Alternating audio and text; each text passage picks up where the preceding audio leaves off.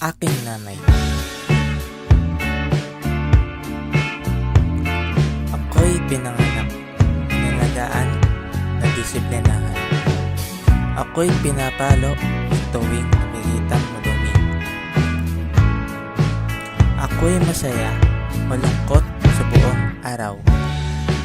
Dahil ako'y bata pa lamang. Pagod at sakripisyo ang naramdaman.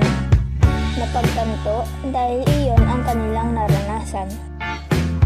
Sa anak niyang pinakamamahal, palaki ka lang ng may marangal. Mama, sorry po kung sasali po ako minsan.